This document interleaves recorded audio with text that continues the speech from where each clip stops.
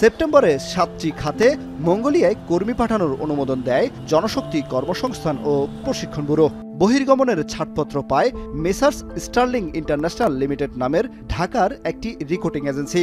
18 থেকে 40 বছর বয়সী বাংলাদেশি কর্মীদের অভিবাসন ব্যয় ধরা হয় প্রায় 24 কোটি টাকা। নিয়োগদাতা হিসেবে দেখানো হয় মঙ্গোলিয়ার এলবি প্লাটিনাম লাইন নামের একটি প্রতিষ্ঠানকে। মঙ্গোলিয়ায় 290 জন পুরুষকর্মী পাঠাতে অনুমতি দিয়েছে বিএমইটি। দেশটির এলবি প্লাটিনাম লাইন নামে একটি প্রতিষ্ঠানকে এই অনুমতি দেয়া হলেও বাস্তবে তাদের প্রাতিষ্ঠানিক কোনো প্রতিষ্ঠান নেই। যদিও ইতোমধ্যে তাদের ফেসবুক পেজ থেকে কর্মী নিয়োগের বিজ্ঞপ্তি দেওয়া হয়েছে। কথা হচ্ছে এই বিজ্ঞপ্তি দেখে যারা সে দেশে যাবেন তাদের সুরক্ষা কিংবা নিরাপত্তার দায়িত্ব নেবে কারা? বহির্গমন অনুমোদন পত্রে উল্লেখ করা হয়, কর্মীরা মঙ্গোলিয়ায় পৌঁছার পর মন্ত্রণালয়কে প্রতিবেদন দাখিল করবে বাংলাদেশ দূতাবাস রিয়াদ। এছাড়া ফ্লাইট শিডিউল ও কর্মীর তালিকা মঙ্গোলিয়ার বাংলাদেশ দূতাবাসে দাখিল করতেও বলা হয় সেখানে। অথচ দেশটিতে বাংলাদেশ দূতাবাসই নেই। সৌদি আরবের রিয়াদের সঙ্গেও নেই এর কোনো সম্পর্ক। শুধুমাত্র সিটি ব্যাংকে অ্যাকাউন্ট থাকলেই করতে পারবেন গুগল পে। তাই অ্যাকাউন্ট খুলুন আজই। অন্যদিকে মার্কিন যুক্তরাষ্ট্রের সর্বশেষ টিআইপি প্রতিবেদনে মঙ্গোলিয়াকে রাখা হয়েছে মানব পাচার ঝুঁকির দ্বিতীয় স্তরে। একদিকে তাপমাত্রা, অন্যদিকে শ্রমিকদের নিরাপত্তার ইস্যু। কর্মী পাঠানোর সক্ষমতা যাচাইয়ে রাজধানীর পুরানা পল্টনের প্রীতম জামান টাওয়ারে গিয়ে ওই রিক্রুটিং এজেন্সির কোনো অস্তিত্বই খুঁজে পাওয়া গেল না।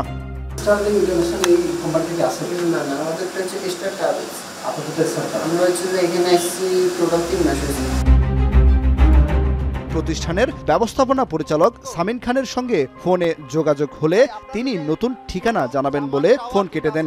হোয়াটসঅ্যাপে জানান তিনি ঢাকার বাইরে।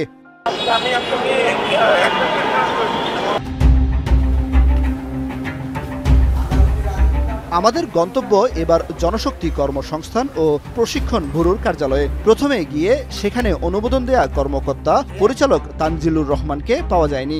ফোনে যোগাযোগ হলে অপেক্ষা করতে বলেন তিনি। 1.5 ঘন্টা পর ফিরে এলেও ক্যামেরায় কথা বলতে রাজি হননি এই কর্মকর্তা।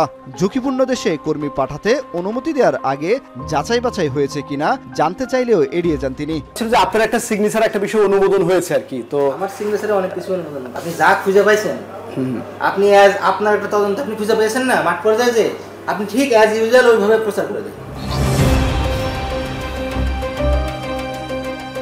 বিএমইটির অতিরিক্ত মহাপরিচালক মোহাম্মদ আব্দুল হাই ও উপপরিচালক জোহরা মনসুরের সাথেও কথা বলার চেষ্টা করা হয়। কথা বলতে ইচ্ছুক না, আমি কি বলবো, ডি স্যার না, এটা আপাতত তারাও ক্যামেরায় কেউ কথা বলতে রাজি হননি। তবে মঙ্গোলিয়ার শ্রমিকরা চীন দূতাবাসের সহযোগিতা নিতে পারবেন বলে জানানো হয়। মঙ্গোলিয়ানরা থাইল্যান্ড থেকে নেবে, মঙ্গোলিয়ানরা চীন থেকে নেবে। চীন আর মঙ্গোলিয়া কি কাছাকাছি নাকি? মঙ্গোলিয়ার রাজধানী উলানবাটর থেকে 2 ঘন্টা 15 মিনিটে আকাশ পথে বেইজিং যাওয়ার সুযোগ আছে। নিতে হবে চীনের ভিসা। অন্যদিকে সড়ক পথে রাশিয়ার মস্কো বাংলাদেশ দূতাবাসেও যাওয়া যায়, তবে দূরত্ব 6000 কিলোমিটারের বেশি। এই দূরত্ব ও ব্যয়বহুল পথ পাড়ি দিয়ে কিভাবে কনসুলার সেবা নেবেন বাংলাদেশিরা জানতে চাওয়া হয় বেইজিং দূতাবাসের কাছে। ওনাদের দূতাবাসে আসতে যেহেতু পাসপোর্ট রিলেটেড হলে আপনার এটা যেহেতু আইরিশ বা এগুলো যেটা দিতে হয় ফিঙ্গারপ্রিন্ট, এগুলো তো সরাসরি এসে দিতে হয়, যার কারণে ওদের আসতে হবে আর কি বেইজিং এ। সড়ক পথে এটা তো সাধারণত ফ্লাইটেই আসা হয়। অনুমোদনের পর থেকে নভেম্বর পর্যন্ত 157 জন বাংলাদেশি গেছেন মঙ্গোলিয়ায়। তবে তাদের বর্তমান অবস্থা নিয়ে রিয়াদ, বেইজিং বা হংকং কোনো দূতাবাসের কাছেই তথ্য নেই।